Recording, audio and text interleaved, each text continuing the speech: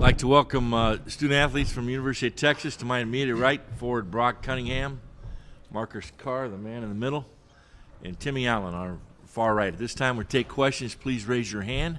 We're going to go on the right side on the aisle. Identify yourself, your affiliation. Thank you. Craig Way, Longhorn Radio Network. Timmy, can you give us an update on how you feel and readiness for tomorrow? 100% ready to go. No question mark. I'm going full speed. Right behind him, on the right. Marcus, Zach Dimmitt, Longhorns Country. Marcus, what did you learn about yourself from last year playing this tournament, and are we going to see another half-court shot or I guess like 3/4 shot? What I learned about myself last year playing here, I would just say it's fun. It's just a real experience, and looking forward to it again. And hopefully there won't be a need for a 3/4 court shot, but I wouldn't be opposed to making one at all. Questions on the left side, Karen? Yeah, Nick Moyle with the San Antonio Express News. Brock, obviously so much has been made of the job that Rodney has done with you guys this year. Just if you can kind of maybe take us back to that December 12th day when you guys didn't, there was so much uncertainty around. What did Rodney kind of do to bring you guys together and keep you focused on the task at hand that night? He was a calming voice in a weird situation that morning, and he did an amazing job. But the older guys on the team did a good job of leading the rest of the team and saying that there's a task at hand, winning games, and that's the most important thing. So many upperclassmen in a situation like that, guys that have been through a lot before. How much did that help? And just having your voice, Timmy's voice, Marcus. It helped a lot. We've got grown men in this room that have lived life outside of basketball, so a situation like that wasn't anything unheard of, and we just knew we had to carry on and keep playing games. Guys, we're going to stay on the right side here. Go ahead. Marcus, Kirk Bowles from the Austin American-Statesman. Marcus, how much pressure is there on the higher seeds when a lot of times the fans are rooting for the underdog, and just you got to kind of play your way into the tournament, and how do you fight nerves, that sort of thing? I wouldn't say, not necessarily we look at it as pressure. We respect our opponent fully. We understand how good of a team Colgate is, and we're preparing for them just like we would prepare any Big 12 team. So I don't feel like there's going to be any pressure in terms of that. We don't take them lightly at all. And the tournament is the tournament. Every single team who's here, deserves to be here. They're all good teams.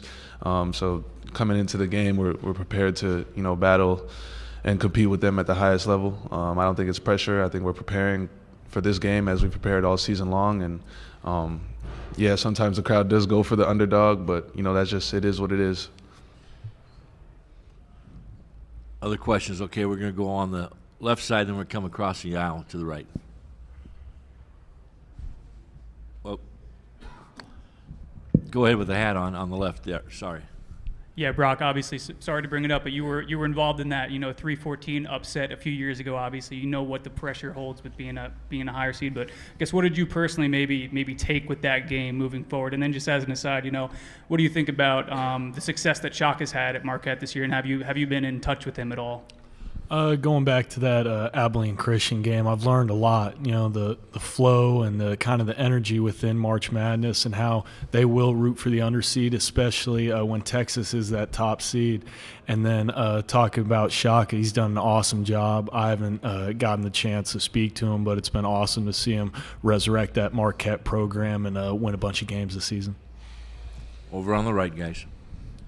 Brock, going back to the ACU loss, you said after the Big 12 tournament that you described it as being a terrible loss. And you were talking to the team about learning from that because you experienced it. What are some things you've been telling them, leading up to Thursday, about lessons you've learned since that game? Since that game, we won the Big 12 tournament that year and then thought we couldn't be touched. And then this year, winning the Big 12 tournament, that first practice back in Austin, we spoke about the importance of living in the moment. We won the Big 12. We'll have it for the rest of our lives. We're moving on to something bigger and trying to catch bigger fish. So just living where our feet are and preparing for the next game. Go over to the left. Yeah, Timmy, Y'all got a taste of winning in the NCAA tournament a little bit last year, and you got so much experience coming back. Can you talk about how hungry this team is and kind of how y'all kind of always had the big picture in mind, even though you were, playing them each game as they came? Yeah, going back to last year, just to get that first win and get our feet wet in the tournament was good. Coming back the second year, we always had big goals in mind, cutting down nets. We got one so far, and we're not looking to stop. We got big goals in mind, and we know that starts with Colgate. Like Marcus said, it's a great team. We're not looking past anybody. We're not worried about any game other than our first game. We're staying locked in, and we're staying focused on the things we can control, our game plan, our preparation, and our intent and our mindset going into the game. Just preparing as best as we can, holding each other accountable along the way, and just being ready for whatever. March Madness shakes different ways, so just being ready and being prepared. Question in the back row. Yes, Jonathan Thomas, KXAN. Timmy, going back, sorry to do it one more time, to last year, the last game you played in the tournament, didn't go the way you probably wanted to go. For you personally, how much did that motivate you this year? And, how much did you think about that if you got another chance to get to the tournament that you'd make the best of it? In life you don't always get second chances, and I'm here my second time, so I'm obviously looking to capitalize. As far as that game, I feel like I've learned what I needed to learn, and I've taken from it what I needed to take from it, but I think I'd be remiss if I didn't let it go at this point. So I'm looking past that, but it's new opportunities ahead. I got the greatest teammates in the world. I'm really blessed with great guys and great staff around me who just build me up and encourage me, especially even getting through that injury, just staying positive. And, they got the business done in KC without me, so it ain't no problem. But, just forgetting, moving on, but learning and progressing forward. Okay, we're going to take a Zoom call. Mallory? This question comes from Corey Mose. Corey, when you're ready. How you doing? Corey Mose, KB News. I got two for Marcus and Timmy.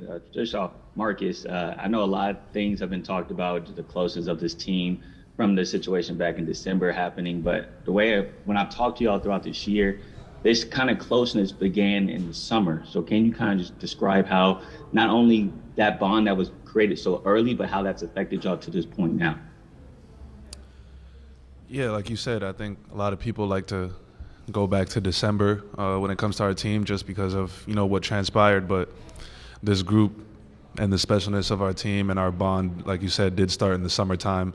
It started with, us working together, us getting through whatever we had to get through in the summertime, working through man's mornings, getting through those tough early practices where it was really just about competing against each other and making each other better. And I feel like ever since that time in the summertime and everybody established that, hey, we're all working towards this one goal.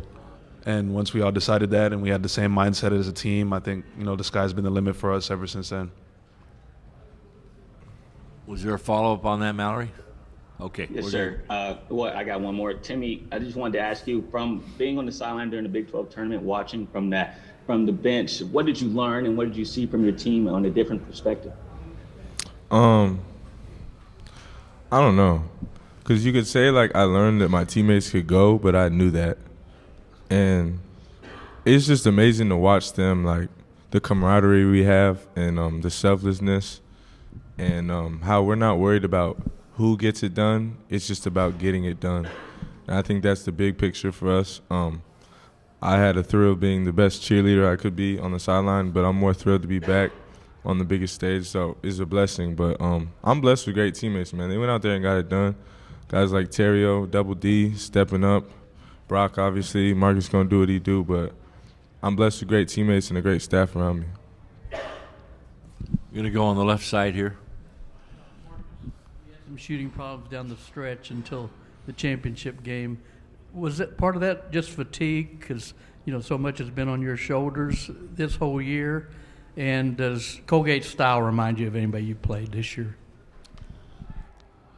I think anytime you get down towards, the end of the season, going through a grueling season, especially in a conference like the Big 12, there is no other conference like it. So, just playing those games each and every night, there's definitely a bit of wear and tear that, comes down on your body. But at the same time, it's basketball. You can't always control whether the ball goes in the basket. And, you can say I had a a shooting slump or a woe or whatever you want to call it. But at the end of the day, I was really just focused on, making sure that we got wins. And, if my shots aren't falling, then I'm going to try and be an even better distributor. I'm going to try and affect the game even more on the defensive end. So as well as my teammates, they told me keep shooting. Coaching staff told me keep shooting. They never, lacked confidence in me or anything like that. So, it was good to just keep going out there and keep trying to win games. And as far as Colgate, trying to think, not many. I mean, they're the best shooting team in the country, so it's hard for me to say, there's anybody else like them. But in terms of preparation, I think our staff's just been doing a great job of letting us know what kind of team they are. We've been watching a lot of film, and like I said, we respect them. We know they're a great team, obviously coming out of their league, and definitely respect their ability to shoot the ball, and we're going to have to adjust our defense to that. You have time for 2 more questions. Any other questions out there? You want on the right side? We'll close out with this question. Yeah, Marcus, obviously, the guards have really driven the offense, all year long, whether it's, you, Tyrese, Jabari, Terrio, Timmy getting going. How big has the emergence of Dylan Dessou been for you guys, just as a guy who can either be a pick and pop, pick and roll? He's just got that little 15-footer push shot. How much does that, kind of open up the floor for y'all now that he's really going? It's huge, definitely huge for us. I mean, you've seen the kind of offensive power he has, throughout the Big 12 tournament. It really came through, but in little moments throughout the year, we've seen that from him, and we know what he can do. Obviously, practicing with him every day, we know what he's capable of. So we're all just super happy to, see him shine that through in the Big 12 tournament, and definitely carry that through here. And then it really just speaks to the the diversity of our team. A lot of different guys can attack you. A lot of different guys can score the ball. It's just, you're kind of gonna have to pick your poison that night. So, like he said, I'm blessed with a bunch of great teammates who are all very talented and even better people. So happy to see Dylan get his groove and looking for him to keep it going. Our final question on the right. Go ahead. For Marcus or for any of you guys, Chris Beard was introduced as the Ole Miss head coach, I believe yesterday. And you guys obviously built a relationship with him. What were y'all's thoughts on that? Start with Brock, then we'll go on down to Marcus. Go ahead, Brock. Best of luck to Beard and the University of Mississippi. Yeah, just wishing Coach, best wishes in his new start and for that program. Likewise. Thank you very much, gentlemen. Best of luck tomorrow. Thanks, guys. Pleased to welcome interim coach Rodney Terry, University of Texas Longhorns, the number 2 seed in the Midwest region. Automatic qualifier after winning the Big 12 Conference Tournament Championship. Texas has a 26-8 record. This will mark the 37th overall NCAA appearance by Texas. The Longhorns play the number 15 seed Colgate in a 6:25 tip-off on Thursday. Coach, welcome to Des Moines. Your thoughts on your matchup? Okay. No, thank you guys for being here. Wow, we got a really tough matchup with Colgate. Matt has done a great job with this program there. I think this is a 4th straight NCAA appearance in a row. And older team, a lot of guys that played in the NCAA tournament. They played in a lot of big games over the past few years. This season beat Syracuse this year at Syracuse. You're going to get a team that's going to take care of the basketball, play with a great pace. One of the best shooting teams in the country. Can put a lot of pressure on us defensively to get back and sit down and guard. But a really, really good ball club that we're going to have a great challenge with. This time we'll take questions. Please raise your hand. We have a microphone holder. Going to go on the right side, Coach, in the back. RT, Zach Dennett, Longhorns Country. You mentioned the recent appearances in the NCAA tournament for Colgate. How much more difficult is it to avoid the upset when they have so much experience? They haven't won a game in the tournament, but they've been here. They know what the environment's like. How much more difficult does that make it for preparation? Well, they're not going to be intimidated by us for sure. They've been in this environment before, and they have the experience as a team. I think the thing for us, we know that this is a really, really good shooting team here, and we're going to have to do a great job of really trying to defend the three-point line and keep these guys off the glass and have a really good, urgency to get back on defense because they play with a really good pace of play on offense as well. Just a really, really good team. I mean, but for us, we feel like we've been battle tested. We played in the Big 12, the best league in the country, and every night you had to bring your A game, and we're going to have to bring our A game. We know in the first round here against a well-coached team in Colgate. So for us, it's kind of just the next game up on the schedule in terms of another big game. Every game's been a big game for us throughout the course of conference play as well. You'll stay on the right side on the aisle here. Craig Way, Longhorn Radio Network. Archie, I think Marcus was asked if Colgate reminded him of anybody you faced. Let me put the question: do they resemble anybody that you guys have faced this season? Well, I think for us, if I liken anybody to them, even in our league in Big 12 play, Baylor puts so much pressure on you shooting the basketball at every position, and their guards could really score the ball. Colgate's guards are really good. They could really shoot the basketball and score the basketball. Creighton was, really good offensively as well and played with a great pace. So I'd say those two probably opponents we had this year would be guys that we really had to defend the three-point line with, get back in transition with, just put a lot of pressure on you defensively.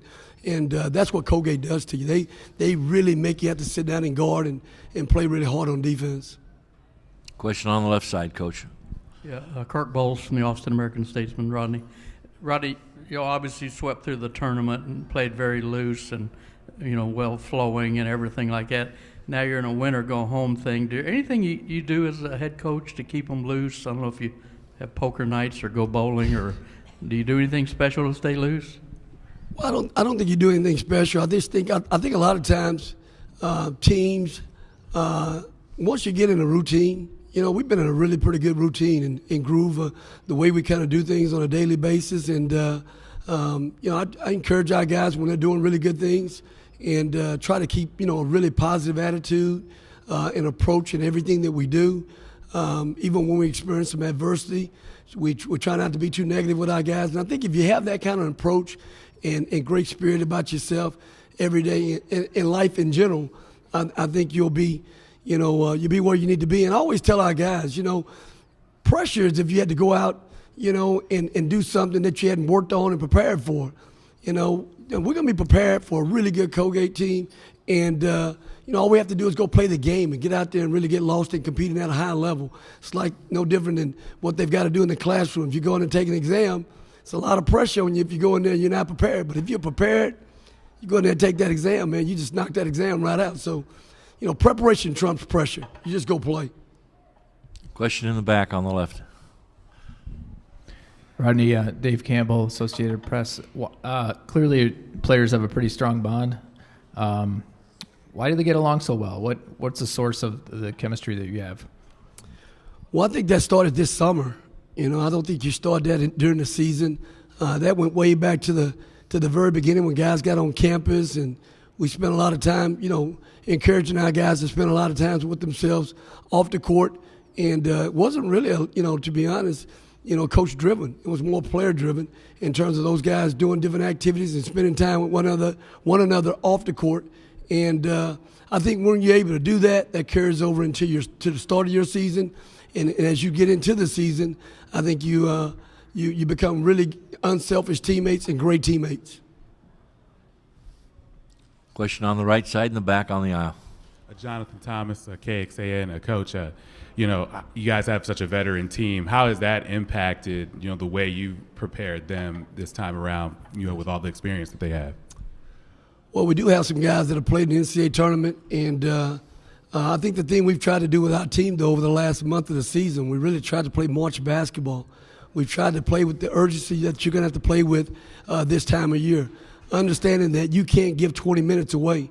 First 4 minutes, second 4 minutes, third 4 minutes, you've got to try to win every round, and you've got to not play perfect, but you've got to have an urgency about you in terms of how hard you play. You give 20 minutes away in the NCAA tournament, it's going to be really hard for you to make that up. So I think the thing we try to do is just, we've tried to work every game for 40 minutes and understand you're going to have to play from the time that horn, goes off the start to the time that horn goes off the end of the ball game. But you're working the game the entire time. Coach, we're going to take a Zoom call. Mallory? We have a question from Corey Mose. Corey, when you're ready. How you doing, Coach? Corey Mose, KVU News. Just wanted to talk to you about how some of your guys just mentioned how playing against the underdog, people want to root against the favorites in the NCAA tournament. But has there been the type of similarity of just throughout the season playing and coaching at UT and just being a part of the Texas brand and people rooting against y'all in general, everywhere y'all go? Is that some type of similarity, or do y'all see anything like that? Well, Corey, that's a great question. I think, again, I don't think of Colgate as an underdog. Colgate can play with anybody in this tournament. I mean, they're well coached. I think they're a great team. I think, anytime you score 80 points a game a night, I mean, you beat anybody in the country on any given day. So I wouldn't, first off, call Colgate an underdog. I mean, they're a really, really good ball club. Do we get everybody's best game at Texas? Man, I don't think we're sneaking up on anybody at Texas. I think everybody's ready to play us. I think our guys understand when they signed up to play at Texas that they're gonna get everybody's best game, and I think they embrace that. They embrace it, and I think we played at a very high level consistently all year long. We have 5 minutes left in this session. We're going to go to the left side on the aisle. Nick Moll, San Antonio Express News. Hey, Rodney. I know you've been coaching with a little bit of a heavy heart this year. You mentioned how close you were with your father. I'm just curious, what kind of an influence was he on you, and maybe what kind of lessons did you kind of take from him and carry with you through life? Oh, Nick, that's a great question. My father was a high school basketball coach, football coach for over 40 years, and I just think I think of the impact that he made on so many young lives and people that he always interacted with, and the way he carried himself. I mean, people love my dad, and just by the way he carried himself, and a lot of his former players, the respect they had for him after they finished playing for him. I think he inspired me to want to be a coach and to continue to work with young people and hopefully have impact on young people's lives. And, I learned so much from him in that regards. And I think the last thing I would say in regards to that, I think he always saw me in a bigger light than even I saw myself, and he saw me doing the things that I'm doing right now at this level right now, even before I thought I could be at this level, and believed in me that much. He said, you're a high major coach. You're a guy that can do exactly what those other guys are doing, and you should have one of those jobs. He'd always, different jobs would open up, and he'd say, hey, you should be trying to get that job. You're ready for that job. That's your job. But he always saw more in me in terms of the bigger picture, and really instilled me to dream big. We're going to stay on the left side, Coach. Rodney, we ask you a lot about the job and the permanent job, and now that March is here and the stakes go up, do you feel in some ways, I know you're all about the team, but are you also coaching for the permanent job this month? You know what, Kirk? Yeah, I've continued to do what we've done all year long, and just work the process. Live where your feet are, live in the moment, enjoy this journey right now. We all don't want it to end. Everybody in the NCAA tournament, we all want to continue to ride this journey, and got a special group I work with all year long, special staff that I work with all year long, and I've really just, to be honest with you, just stayed the course in terms of working with them every day and enjoying being with them every day. We had a great practice this morning already, and I just really haven't given a whole lot of thought to it, to be honest with you, in terms of what we're doing. I just want this team to continue to play and continue to go as far as we can go with this group. Any final questions out there? Okay, Coach, thank you very much. Best of luck tomorrow. Thank you. Yes, sir. Thank you. Thanks. Yes, sir. Yep.